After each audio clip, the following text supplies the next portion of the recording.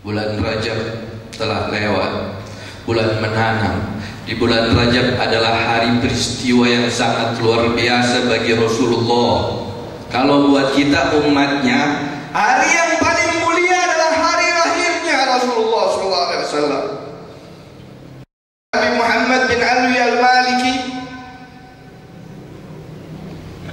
apa dasar kegembiraan umat Islam?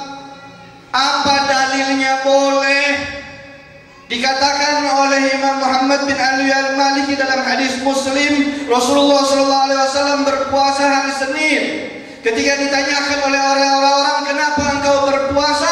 Rasulullah SAW mengatakan, hari ini adalah hari lahirku. Kata Habib Muhammad bin Alwi al-Maliki, Rasulullah lah orang yang pertama bergembira akan hari kelahirannya. Dalil, dasar hukum kita bergembira atas maulid Rasulullah SAW didahului oleh baginda Rasulullah, kata Habib Muhammad bin Alwi al-Maliki. Masya Allah. Jadi tidak ada kesalahan di dalam kegembiraan umat atas lahirnya baginda Rasulullah SAW. Itu untuk kita umatnya. Sedangkan untuk Rasulullah, hari yang teragung adalah hari yang memandang Allah Subhanahu wa Ta'ala. Hari ketiga ia memandang Allah Subhanahu wa Ta'ala. Rasulullah, Nabi kita, penolong orang-orang miskin. Nabi kita penolong orang-orang susah. Nabi kita penolong istri-istri yang telah kehilangan suaminya di medan perang.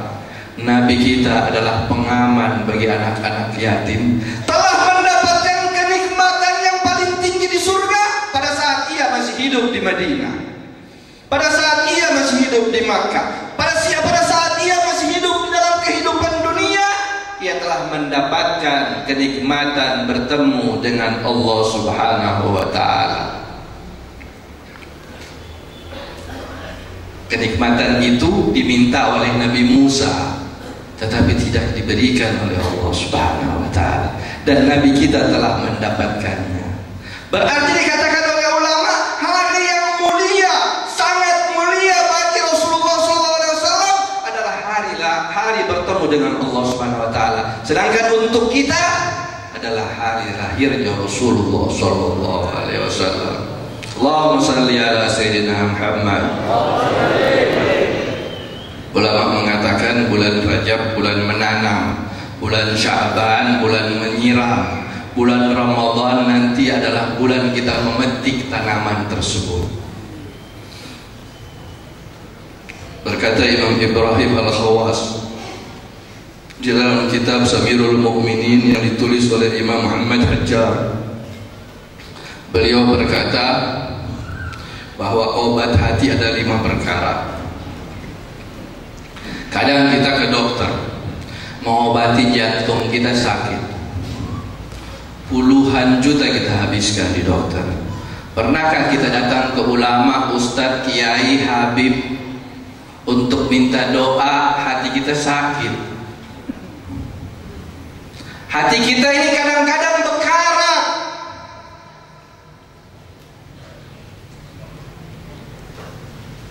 Ada 5 obat yang dikatakan oleh Sayyidina Ibrahim Al-Khawas. David Matrab, dikuburkan di Matrab di Suriah, di samping Jibal Ariha, syarak Jibal Ariha di Suriah. Ada 5 obat hati. Yang pertama adalah qiraatul Quran bitadabbur. Kita tidak memandang Rasulullah SAW. Kita bukanlah Sayyidina Ali yang mendapat mimpi disuapin kurma oleh Rasulullah SAW. Kita tidak melihat wajah indah beliau.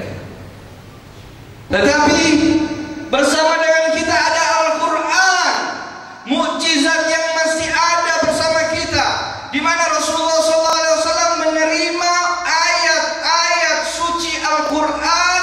Di musim dingin Rasulullah berkeringat, dan di musim panas Rasulullah menggigil kedinginan. Menerimanya di atas onta, ontanya jatuh duduk. Subhanallah. Sedangkan kadang 1 bulan berjalan, Al-Quran tidak kita sentuh dan pegang. Allah, Allah, Allah. Datang seseorang kepada Sayyidina Umar, yadukul ba, mengetuk pintu. Kemudian dia berkata, mengambil air. Kemudian dia berkata, ya Sayyidina Umar, bacakanlah ayat-ayat suci Al-Quran di dalam air ini dengan keberkahan yang ada di lisanmu, dan dengan keberkahan ayat-ayat suci Al-Quran aku harapkan bisa menyembuhkan keluargaku yang sakit di rumah. Diambil oleh Sayyidina Umar. Masya Allah, di sini banyak air. Tentulah kita sama seperti orang yang datang ke rumahnya Sayyidina Umar mengharapkan keberkahan daripada sholawat di dalam air-air tersebut. Sayyidina Umar mengambil air tersebut, kemudian dia membaca Bismillahirrahmanirrahim, Alhamdulillahirabbil alamin. Fatihah yang dia baca, Ar-Rahmanirrahim. Ayat ketiga ada orang lain yang dukul ba, ada orang lain lagi ngetok pintu. Siapa keluarganya yang lain? Apa yang dia katakan? Orang sakit yang di rumah itu sudah sembuh. Allah. Belum selesai dibaca, ayat belum selesai diminum, Allah telah memberikan kesembuhan. Ayat-ayat suci Al-Quran, syifa, sebagai obat. Qiraatul Quran bitadabbur, dengan hati yang hadir. Ulama mengatakan kalau saya ingin Allah bercakap-cakap dengan saya, maka saya wudhu, sholat 2 rakaat sunnah wudhu, kemudian saya membaca Al-Quran. Allah bercakap-cakap dengan saya.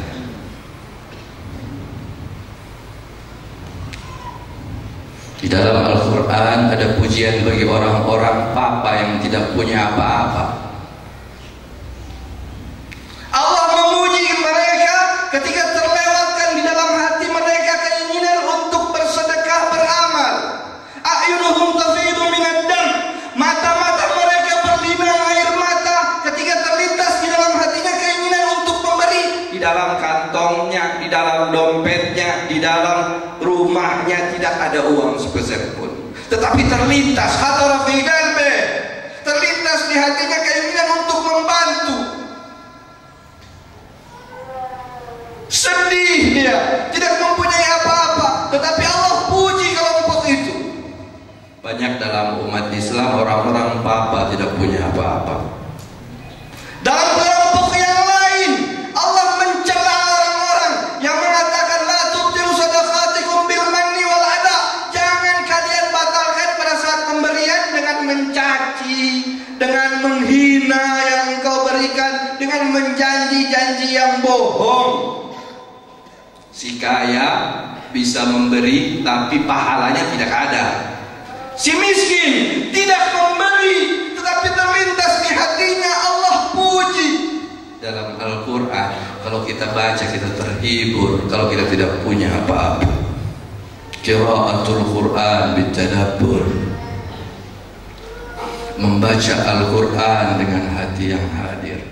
Ya Rasulullah, qalbi yuhibbak, fi fuadi lak alaqa qawiyya. Ya Rasulullah, qalbi yuhibbak, fi fuadi lak alaqa qawiyya. Ya Rasulullah, Ya Rasul